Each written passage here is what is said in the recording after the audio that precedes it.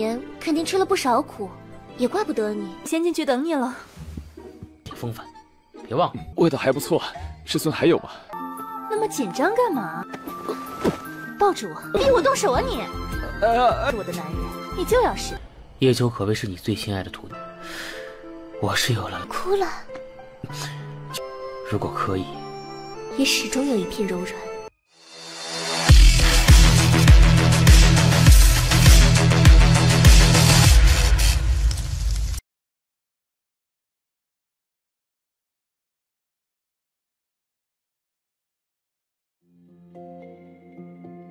Halo semuanya, selamat datang di Ruang Sinema. Bagaimana kabar kalian semua? Semoga selalu sehat dan baik-baik saja. Sesuai jadwal, jadi pada hari ini kita akan kembali melanjutkan series Donghua Supreme God Emperor episode terbaru, yang mana ini adalah episode yang ke-529. Bagi yang bergabung dengan series ini, kita sudah sediakan playlistnya. Jadi kalian bisa mudah mencari di mana episode awal dari series ini. Sebelum kita mulai episode terbarunya, kita akan melihat dulu apa saja yang terjadi pada episode sebelumnya, tepatnya pada episode 528. Kemarin Bohon Muyun telah mendapatkan istri yang begitu cantik. Tidak tanggung-tanggung, ia adalah Suan Yuling, pemimpin dari Tanah Suci Suan Yu. Tanpa basa-basi, gadis ini pun mengajak Bohon Muyun untuk menikah dan memulai malam pertama mereka. Sedangkan para iblis tentu saja tidak suka dengan hal tersebut. Terlebih lagi Chajia, sebagai kaisar iblis, dia merasa sama sekali tidaklah dianggap. Berhubung Tom dan Jerry ketakutan berhadapan dengan Muyun, maka dialah yang akan melakukan penyerangan. Tapi para tetua yang melindungi Muyun datang di waktu yang tepat untuk bisa mengatasinya. Alih-alih takut, kaisar iblis ini justru besar kepala dan menganggap remeh para ketua itu. Sampai padernya, tetua maupun menggeprek kepalanya untuk menyadarkan Chanji dia itu tengah berbicara dengan siapa.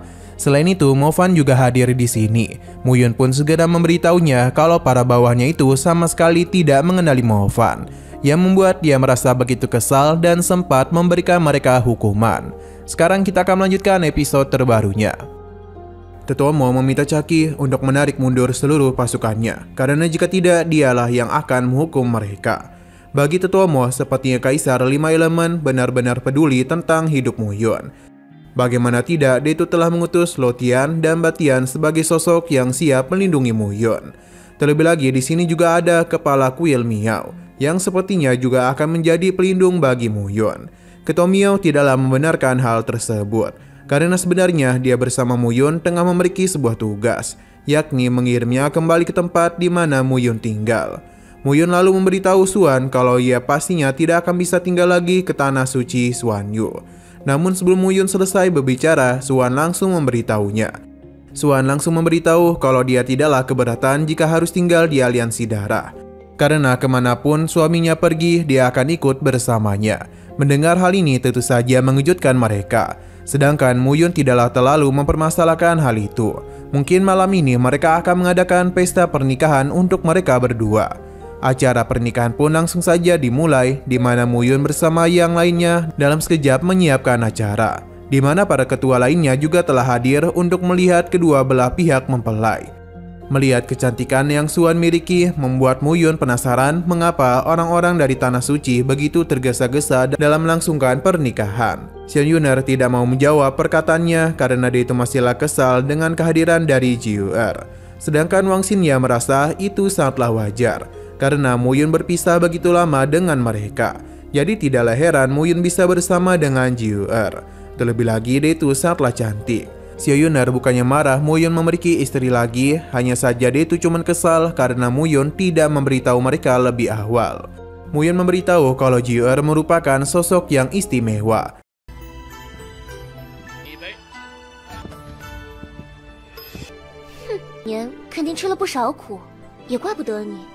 Pasalnya, dia telah berulang kali menyelamatkan dirinya di kehidupan Muyun sebelumnya.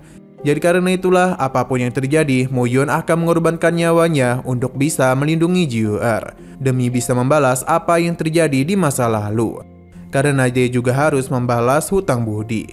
Selain itu, Jiuer merupakan gadis kecil yang berasal dari klan Rubah Langit ekor 9. Tidak heran ia memiliki penampilan memukau dan mempesona layaknya seperti peri. Sebelumnya, Jiuer sengaja untuk membuat mereka cemburu. Wang Xinye sudah menduga kalau Mu Yun merupakan sosok yang sangat setia. Namun Xiao Yuner masihlah kesal dan tidak mempercayai setiap perkataan suaminya. Padahal Mu Yun sudah memberitahu siapa ia sebenarnya. Namun Xiao Yuner tidak kunjung percaya dengan semua ceritanya. Ia pun mengingatkan kalau naga yang sebelumnya datang kemari untuk mencarinya adalah naga yang dulu Mu Yun tangkap dan hampir dia habisi. Namun naga itu memilih untuk tunduk kepada Mu Yun dan menjadi tunggangannya. Xiao Yuner tetap tidaklah percaya. Karena binatang suci itu bahkan lebih kuat daripada makhluk abadi.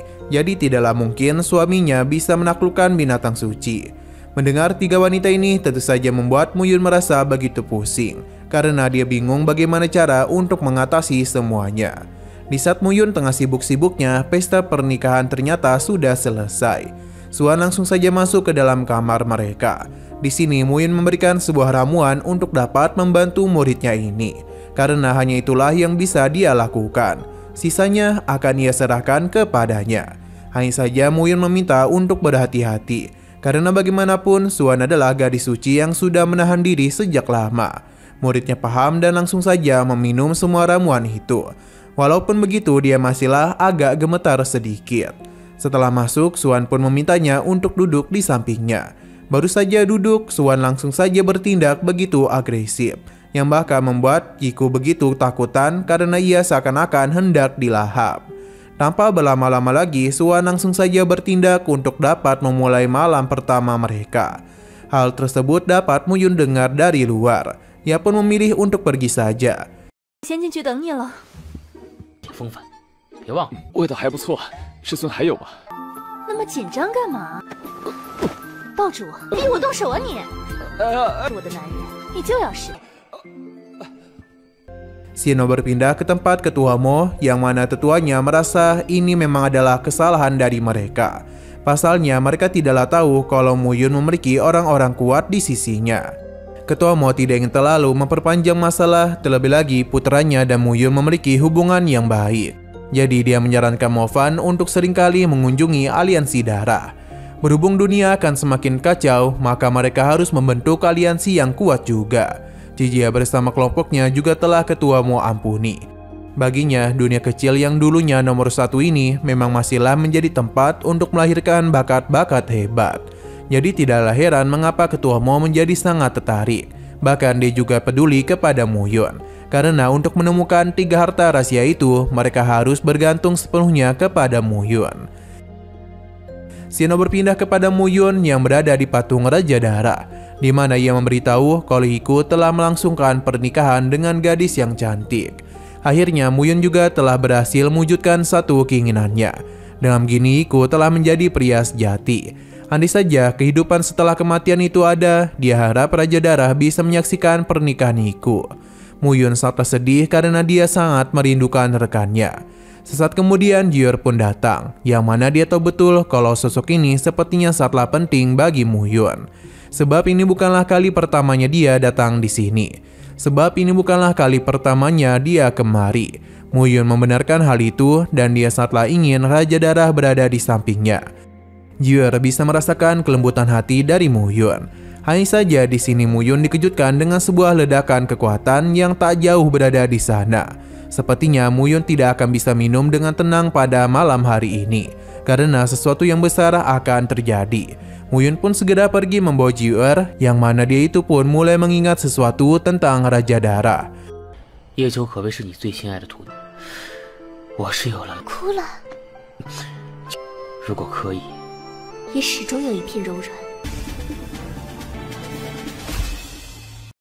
Namun sayang sekali lagi seru-serunya, episodenya pun harus bersambung dulu. Tapi seperti biasa, kita akan melihat preview bagian selanjutnya. Mu Yun sangat terkejut, pasalnya ini adalah istana Kuhai Tianjun. Mu Yun tidak menduga tempat ini bisa dirinya temukan, padahal sangatlah mudah untuk merasakannya. Lantas mengapa tidak ada orang yang dapat mengetahui hal tersebut? Hingga sesaat kemudian sesuatu mulai menyambut mereka, di mana ini seketika saja membuat Jier merasa ketakutan, karena sosok yang menghuni tempat ini sangatlah mengerikan. Mu Yun pun mengajaknya untuk pergi dari tempat ini. 就是苦海天尊的古天殿，